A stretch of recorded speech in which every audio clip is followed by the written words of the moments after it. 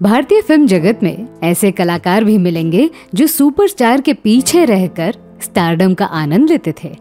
Star कलाकार का दर्जा तो उन्हें कभी मिला नहीं, पर कुछ बेहतरीन फिल्मों के लिए लोग उन्हें आज भी याद करते हैं। दुर्भाग्य ये होता है कि गलत कदम उठाने के चक्कर में ऐसे कलाकार अपना करियर गंवा बैठते हैं। कलाकारी की बात हो तो फिल्म जगत के सभी लोग एक दूसरे के लिए उस्ताद थे। ऐसे ही उस्ताद अभिनेत्री की कहानी लेकर आई हूं मैं, जिसे लोग किम यशपाल कहते हैं। नमस्कार दोस्तों, मैं हूं आपकी अनामिका और स्वागत है आपका अपने चैनल में, जिसे कहते हैं biography and real life story. Kim का नाम याद करते ही नसीब, डिस्को डांसर, बुलंदी, फिर वो राज जैसी बेहतरीन फिल्में याद आती है। पर उससे भी बढ़कर जिम्मी जिम्मी आजा आजा इस गीत के बोल भी याद आते हैं। इसमें कोई शक नहीं कि किम यशपाल 80 के दशक की लोकप्रिय अभिनेत्री थी, पर फिल्म जगत को छोड़कर जाने के बाद अलग अलग अफवाहें सामने आई। कुछ लोगों का कहना है कि उनका नाम अभिनेता डैनी के साथ जुड़ा, इस कारण से उन्होंने फिल्म जगत से दूर जाना सही समझा। पर ऐसे लोग भी मिलेंगे जिनका मानना है कि किम को प्रोड्यूसर्स ने वैम गर्ल के किरदार दिए, इसीलिए उन्होंने फिल्मों में काम करना बंद किया। पर किम के इस फैसले की असली वजह किसी के पास नहीं है। एक न्यूज़ पोर्टल को दिए इंटरव्यू में भी यही सवाल उठाया गया। इस पर भी किम ने सही जवाब नहीं दिया, पर उन्होंने इस बात को खारिज किया कि डैनी के वजह से उनका करियर खराब हुआ। दरअसल वो किसी को भी गुनहगार नहीं मानती। किम का असली नाम सत्य किम यशपाल है। उनके पिताजी यशपाल कुवैत एयरलाइंस में फ्लाइट इंजीनियर हुआ करते थे। किम की माताजी ब्लॉडविन और बहन वेंडी का फिल्म जगत से कोई गहरा नाता तो नहीं था, पर कहा जाता है कि विदेश में बचपन गुजारने के बाद किम मुंबई आई थी। मुंबई आकर उन्होंने प्रख्यात कथक गुरु गोपी कृष्ण से नृत्य का प्रशिक्षण भी लिया।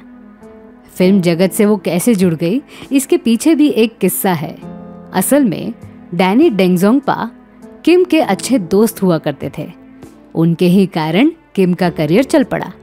1978 के दौरान डैनी राजेश खन्ना को लेकर फिर वही रात फिल्म बना रहे थे। बतौर डायरेक्टर ये डैनी की पहली और आखिरी फिल्म है। उन्होंने ही किम की मुलाकात प्रोड्यूसर NNCP से करवाई, जो उनके फिल्म को प्रोड्यूस कर रहे थे। इस तरह किम को अपनी पहली फिल्म मिल गई, जिसमें राजेश खन्ना के अलावा अरुणा ईरानी, शशिकला और खुद डैनी भी थे। पर किम का मानना है कि 1979 में रिलीज हुई सिनेमा में उन्होंने सबसे पहले कैमरा को फेस किया था। फिल्म इतिहासकारों का कहना है कि 1979 में रिलीज हुई पहरेदार उनकी पहली फिल्म थी। इस पर किम का कहना है कि पहरेदार को फिर वही रात के बाद रिलीज किया गया था। खैर, फिर वही रात 1980 में रिलीज हुई थी, जिसने अच्छा प्रदर्शन तो नहीं किया, पर राजेश खन्ना और किम के काम को अच्छा प्रतिसाद मिला। इस कारण से किम को बुलंदी तथा नसीब इन दो फिल्मों में काम करने का मौका मिला। बुलंदी एक लो बजट फिल्म थी, जिसमें राजकुमार साहब के जबरदस्त डायलॉग थे। दूसरी ओर नसीब फिल्म के डायरेक्टर मनमोहन देसाई बड़ी फिल्में बनाने के लिए जाने जाते थे। अमिताभ बच्चन, शत्रुघ्न सिन्हा, ऋषि कपूर, रीना रॉय, हेमा मालिनी, अमजद खान, कादर खान, प्रेम चोपड़ा, इन दिग्गज कलाकारों के साथ किम एकमात्र नवोदित कलाकार थी। खास बात यह है कि उस साल ये दोनों फिल्में हिट हुई, पर किम को इसका ज्यादा फायदा हुआ नहीं।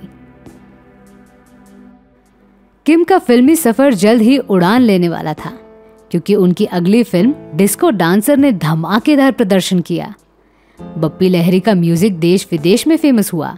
खासकर I am a disco dancer और जिम्मी जिम्मी आजा आजा, ये गीत इंडियन समेत रशिया में खूब फेमस हुआ। जिम्मी जिम्मी आजा आजा गाना किम पर फिल्माया गया था, इसलिए उन्हें किम जिम्मी गर्ल इस नाम से पहचान मिली। इस गीत ने किम को रातों रात सुपरस्टार बना दिया, पर इस स्टारडम से उन्हें सिर्फ प्रसिद्धि मिली, क्योंकि डिस्को डांसर के बाद फिल्मकार उन्हें सिर्फ डांसर की भूमिका ऑफर करने लगे। पर किम की इच्छा होती थी कि वो लीडिंग एक्ट्रेस बने, अफसोस की बात थी कि उन्हें किसी भी फिल्मकार ने लीडिंग एक्ट्रेस के रूप में देखा नहीं। डिस्को डांसर के बाद किम का बहुत सारा समय बर्बाद हुआ।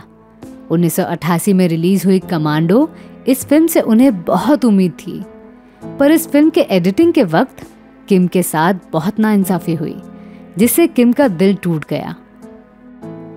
इस प्रकार की हरकत सिर्फ किम के साथ नहीं हुई, उससे भी पहले और बाद में ऐसी बहुत सारी अभिनेत्रियां थी जिन्हें किसी भी फिल्मकार ने सपोर्ट नहीं किया। फिल्म जगत में हुए इस भेदभाव के कारण किम जैसी अभिनेत्रियों ने यहाँ से निकलना ही सही समझा। ऐसा भी नहीं था कि किम को बतौर हीरोइन कोई फिल्म मिली नहीं, ऑफर्स तो आते थे, पर बड़ी बैनर की फिल्मों में खास किस्म की अभिनेत्रियां पहले से ही कास्ट की जाती थी। जैसे कि राजेश खन्ना ने ज्यादातर फिल्मों में हेमा मालिनी के साथ काम किया था, उसी प्रकार जितेंद्र, अमिताभ बच्चन, ऋषि कपूर जैसे बड़े सितारों को पारंपरिक एक्ट्रेस के साथ उतारा जाता था। किम ने भी आगे चलकर बहुत खूबसूरत फिल्मों में काम किया। घरवाली बाहरवाली, महाशक्तिमान, माँ कसम, एक ही मकसद, गुनाहों के देवता, बागी, बलवान, मुस्कुराहट, ये वो फिल्में हैं जो 80 का दशक खत्म होते होते रिलीज हुई।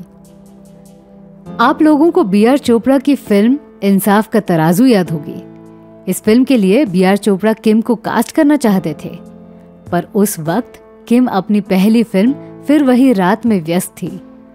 अगर किम बी.आर. चोपड़ा का ऑफर स्वीकार करती तो शायद समय अलग होता, क्योंकि बी.आर. चोपड़ा के साथ काम करने का मौका बहुत कम लोगों को मिला था। पर कहते हैं ना, किस्मत का खेल फैसलों पर चलता है। अनजाने में लिया गलत फैसला पूरी किस्मत बिगाड़ देती है। फिल्म जगत में ढलता सूरज देखने वालों का अंजाम क्या होता है ये सभी जानते हैं। शायद इस बात को देखते हुए किम को फिल्म जगत से दूर जाना ही सही लगा होगा। दुर्भाग्य ये भी था कि 90 का दशक खत्म होते होते ये अफवाह फैली कि किम जीवित नहीं है, पर सौभाग्य से ये महज एक अफवाह थी, क्योंकि किम हमेशा से मीडिया के सामने जाना पसंद नहीं करती थी और आज भी वो मीडिया से दूर रहती हैं। कुछ लोगों का कहना है कि किम विदेश में रहती हैं, पर असल में उनका निवास स्थान मुंबई में है। आज के समय किम सुखमय जिंदगी जीते हुए जीवन का आनंद ले रही हैं। तो मैं थी आपकी अनामिका। मेरी सुनाई हुई कहानी आपको कैसी लगी ये हमें कमेंट सेक्शन में ज़रूर बताइएगा, और हमारे channel biography and real life stories को सब्सक्राइब करना न भूलें। नमस्कार।